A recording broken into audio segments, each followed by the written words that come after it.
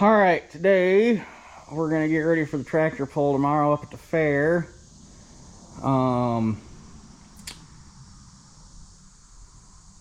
We'll see.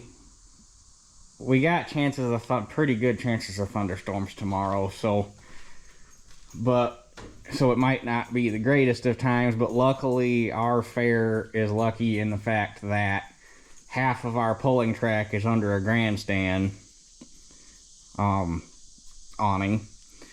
So usually, unless the weather gets like lightning and thunder and just not safe to be doing something like that to begin with, if it's just raining, they will usually re-gear the sled and pull on a 160-foot track underneath the grandstand rather than the full, or 180-foot track rather than a full 360.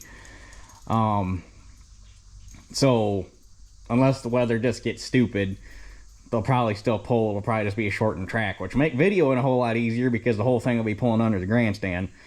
It just kind of sucks because then you're only on a 180-foot track. But that being said, it also makes it a little bit more fair for the guys that are just pulling farm stock track, like right out of the field farm stock tractors, versus the guys that take their open class tractors and run them down in the farm stock classes and try to kick puppies because they lose their speed advantage.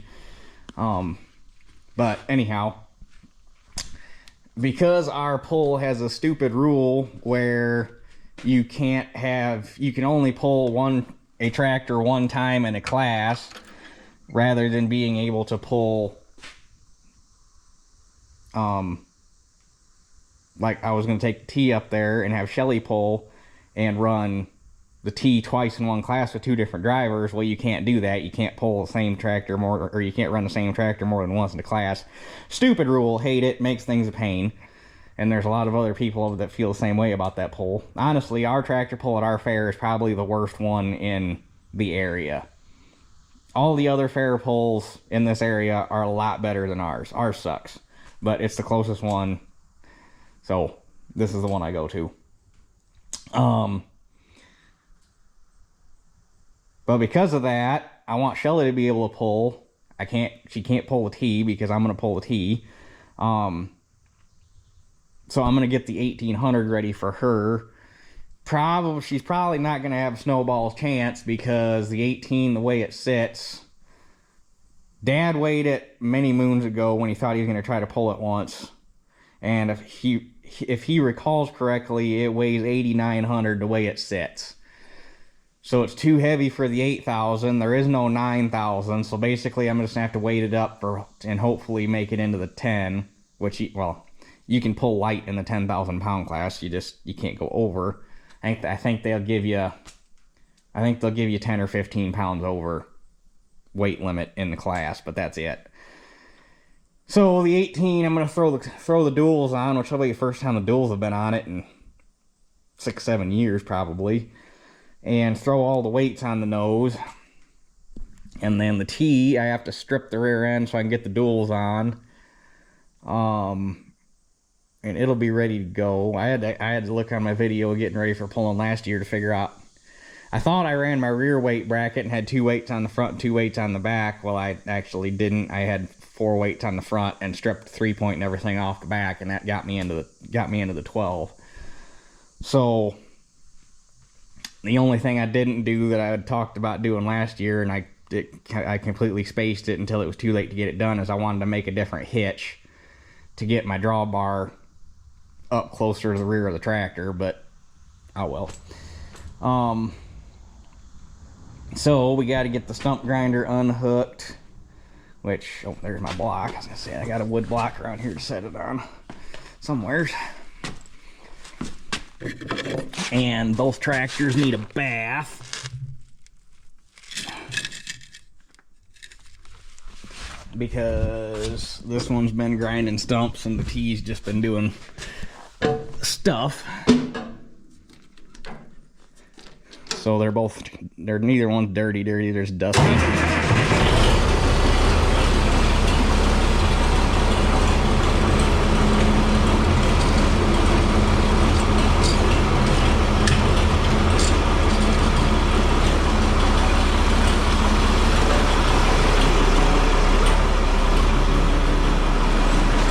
Okay.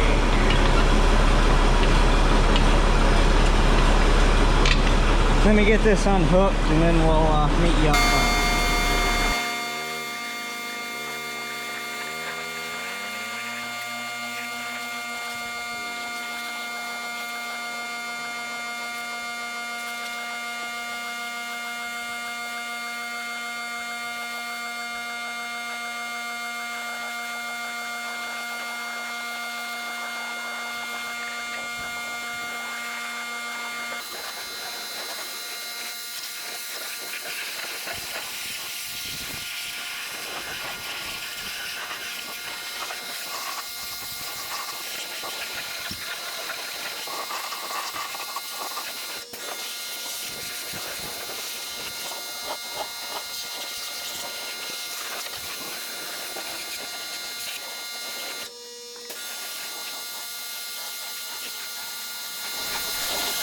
Okay, they're both cleaned up enough for a pull. You can probably put a little bit more spit shine on them, but it's a pull, not a show. So I don't even shine them up that much for Rantoul because I go to Rantoul and I get them dirty anyhow. So, but just like last year on the T, 3-point arms got to go, lift links got to go, sway blocks got to go, center links got to go. I think that's all oh, and I gotta get my monitor mount off, and that should be all I stripped off of it, I'm pretty sure. Then I gotta slide my drawbar all the way in, and we can put the duals on after all that.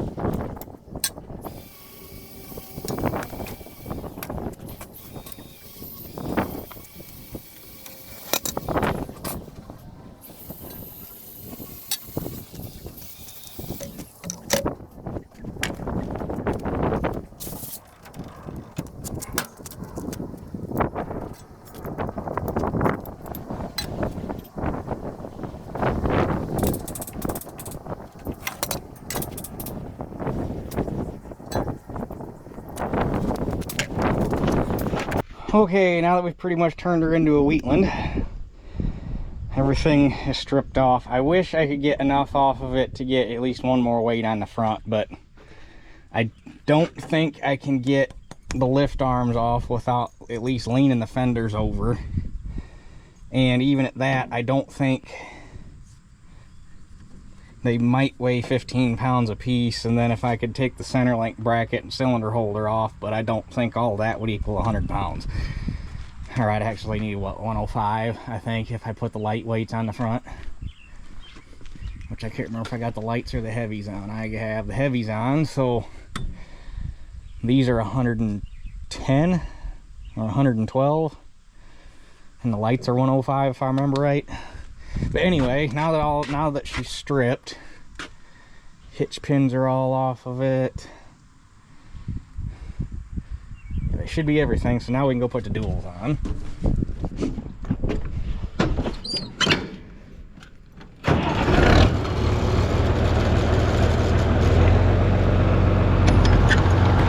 That was the last thing to get washed, so the duals, okay, perfect. Those are the ones out by the door. Good deal.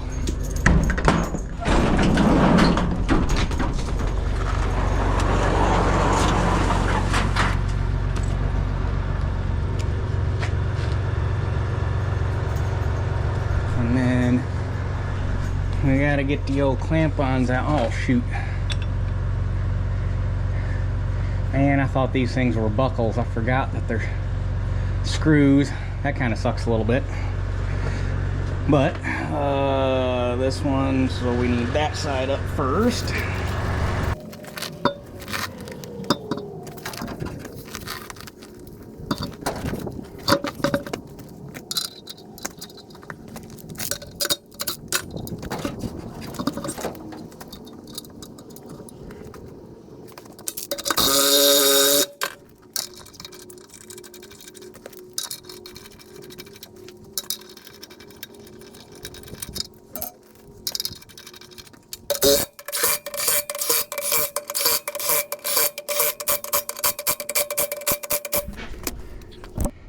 Okay, that's done.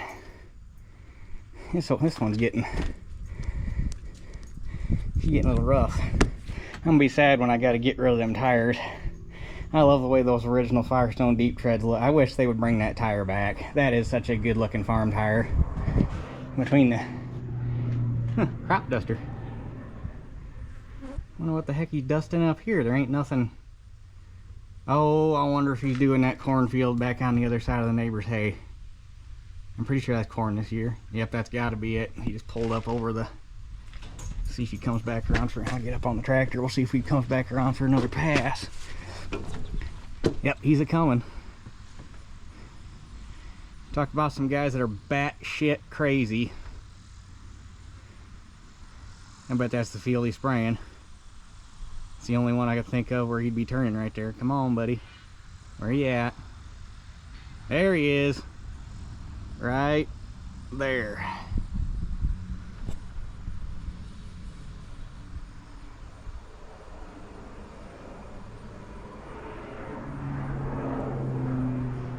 And the planes themselves are just nuts because it's like somebody just slapped the absolute biggest aviation engine that they could possibly build to fit an airframe that size and said, here, build a plane around this. Oh yeah, we need it to be as maneuverable as a World War I biplane, but we need it to go fast.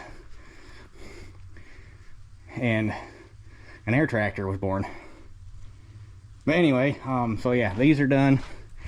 Like I say, I wish Firestone would bring these old deep treads back because, man, these are just, between the script on the side and the pattern there on the sidewall and just the way the tread looks, it's just dang, they're good looking tires. I'm gonna be sad when those things finally give up the ghost and I gotta get new tires. But, and does anybody remember what we did before we had good cordless impacts? I remember a time back before there was even, because I can't believe that I'm old enough to finally be able to say I'm old enough to remember something, but I'm old enough to remember a time before we had cordless impacts, and especially these new torque monsters we got, and that one's not even a new one. New Milwaukees are even torquier than that. And I remember the first one, the first DeWalt we had, it was definitely better than a ratchet, but still, like putting duals on and stuff, you ran them tight with that battery DeWalt, and then you still went back down to the shop and got the air impact out and finished torquing them up, because if you didn't, they'd come loose. But yeah, what did we just, battery tools in general, drills, impacts, sawzalls, just so much nicer. But anyhow, the T should be, hey, it's a scar mark from where that guy sideswiped me last year. Still don't know how that didn't bend this rim, but it didn't. So I'm gonna go park this, and I think rather than bring the 1800 down here, I don't know, maybe I'd just bring the 1800 down here, or up here, and we'll put them on up here. They're probably flat. They ain't been on the tractor in forever.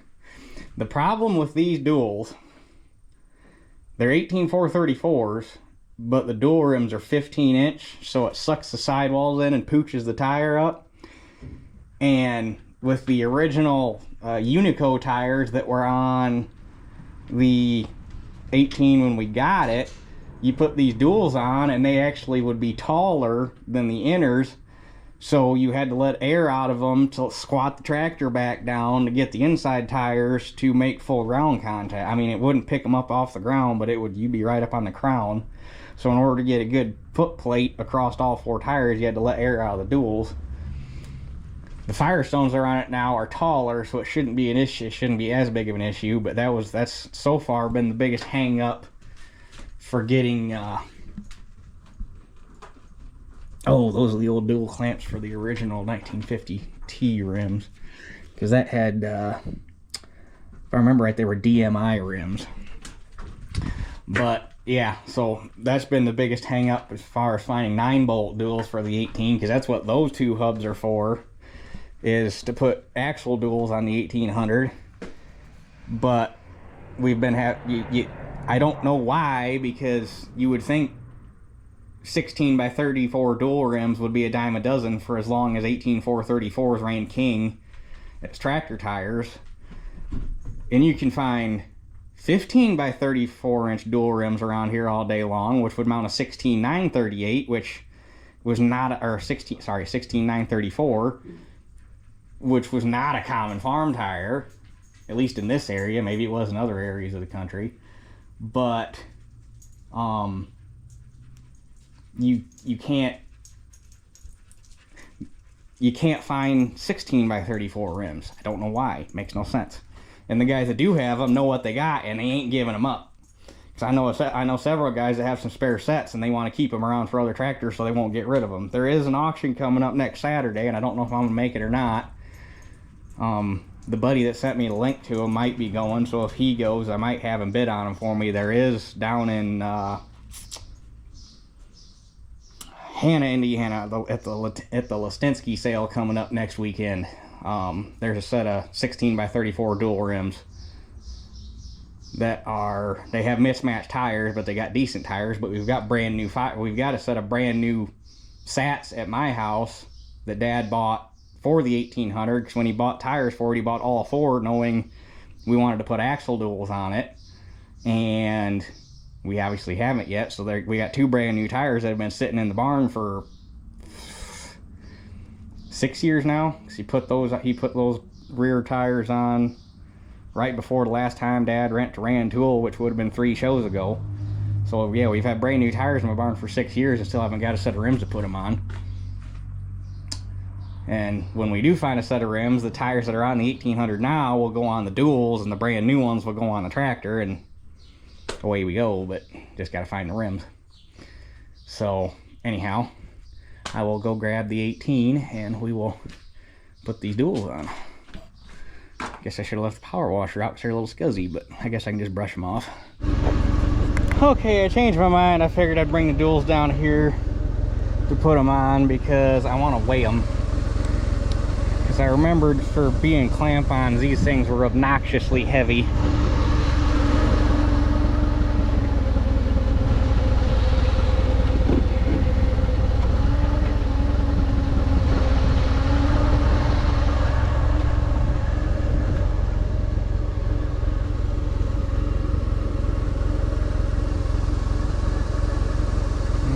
$380, $384 plus whatever 4 clamps are gonna weigh.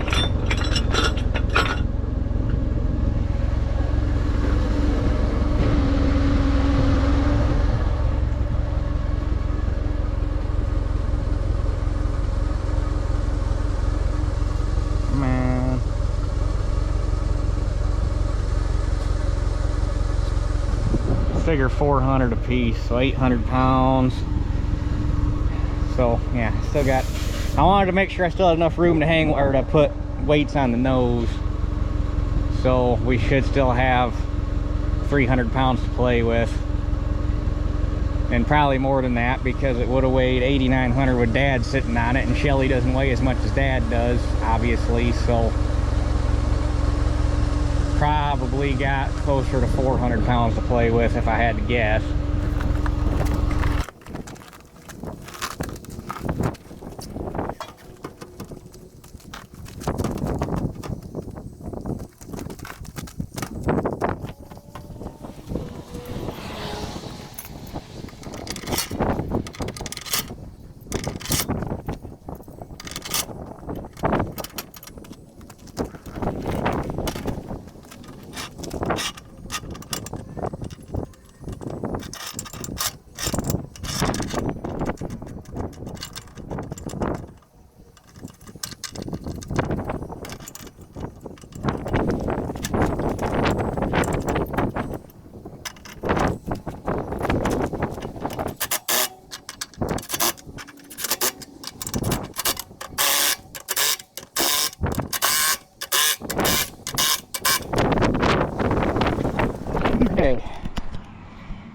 Duals are on.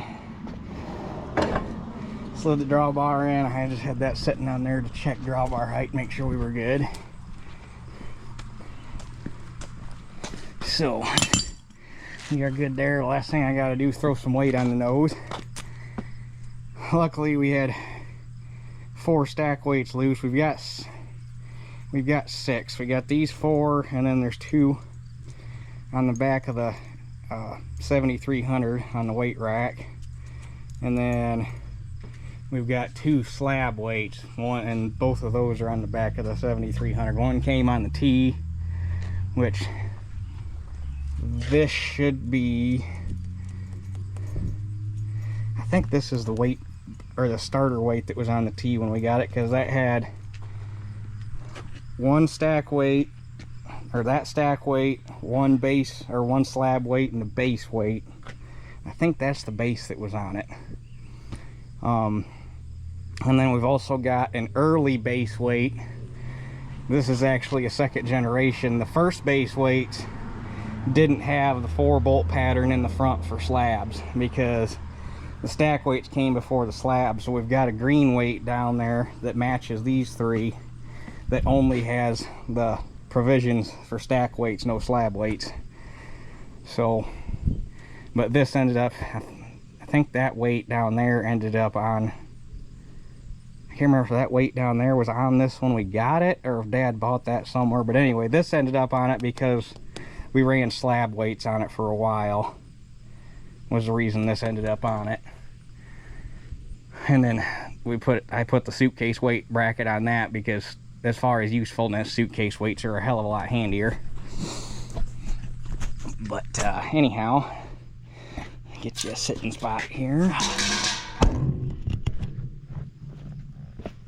And these guys are 90, well, depending on how good they're cast, they're anywhere between about 93 and 95 pounds. So put 4 of these on there, and we should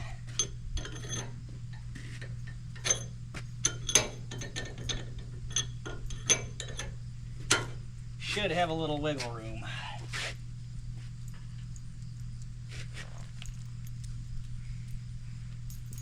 This first one sucks to start, because you gotta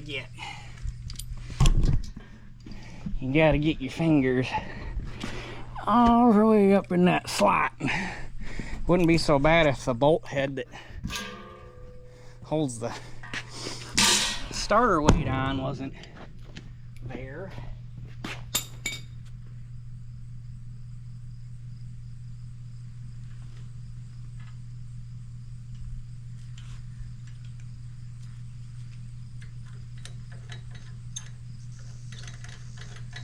But these things are cast to, the recesses are cast for square nuts, so luckily you don't need a backup wrench or nothing. As long as you got square nuts, you just hold the nut up in there and you're good to go.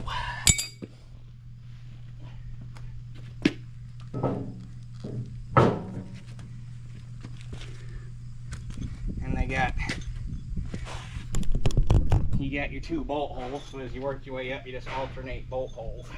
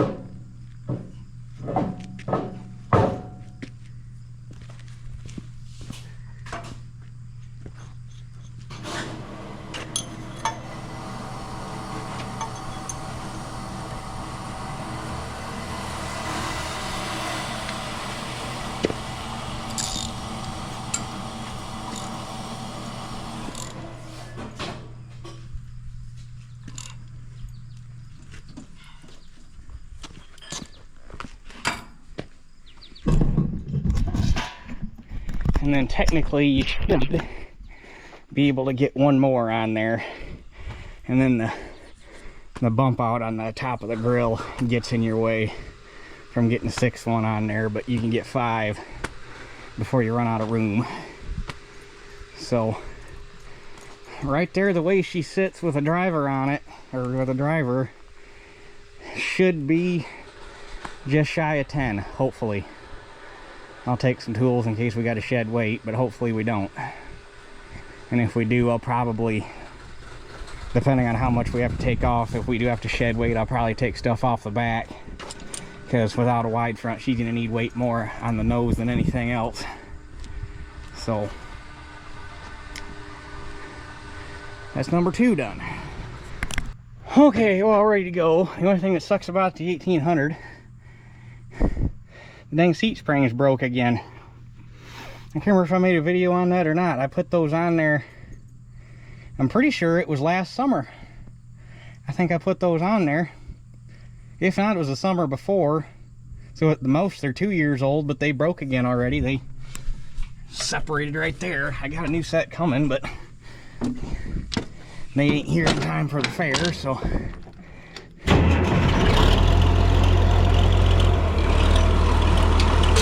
Is what it is.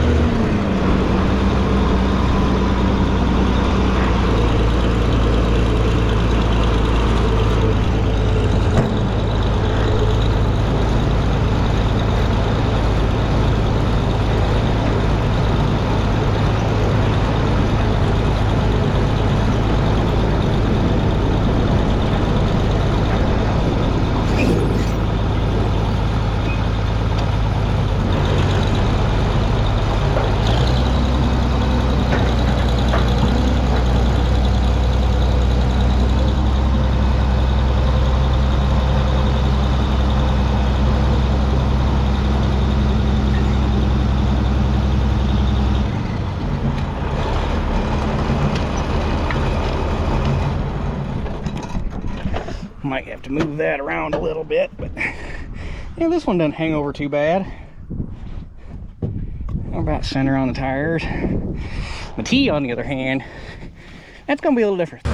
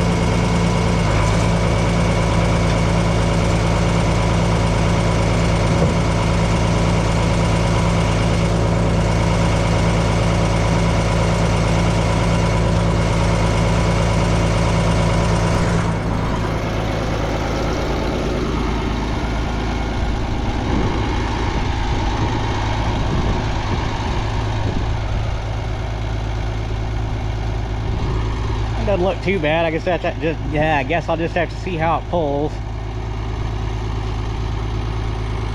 It's going to be about 22,000 pounds on there, so that's getting pretty close to that trailer's load capacity. So, but honestly, I figured I was going to be a lot more over width than what I am. I mean, the duals on the T are still technically, I mean, they're hugging the deck.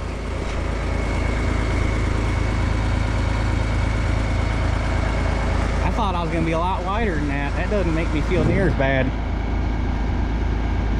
If it wasn't for the fact that I got to go so far, I'd be half tempted to just haul it to Rantoul like that, but that's quite a jaunt. Of course, I got a buddy that's hauling their Wagner down there that's, I think that's 13 foot wide, and they're hauling it with the duals on it. But they're also doing it on a lowboy. So, but I think I'm just going to leave them two sitting right where they're at and see how it pulls. So let me get chained down here and we'll wrap things up. Okay, we're chained down. Only got 2 per tractor. Normally I'd put 3 per tractor, but for all the further I'm going, 2 will suffice. It's not like I'm running down the highway. Loaded this heavy, I doubt I'll get over 50. I doubt I'll take it over 50 mile an hour. I'll probably just kind of take it easy, because I don't think we've ever, at least I've never hauled this much weight on this trailer. Dad hauls a lot of industrial equipment with this thing for companies he works for, so he's probably loaded it heavier than I have, but I see no reason to push it that hard. But I don't know, I guess this is my question for my Indiana and Illinois guys that do a lot of tractor hauling. Would you haul this thing down to Rantoul that way? Because I just measured it and it's only 11'2" over the duals. I thought it was a lot wider than that. And I mean, I'm not as worried about Illinois, because my buddies that are hauling that Wagner down there did their investigation. And at least in the state of Illinois, you're allowed up to 14 foot before you consider over width. I just don't know about Indiana. And Indiana is about half the trip, because I'm not worried about Michigan at all, because you're only in Michigan for 2 minutes and then you're out of Michigan. But I got to get down through LaPorte, and then I get south of LaPorte and I jump on 39, take 39 down to Monon, and on Monon jump on 421, take 421 down to Reynolds.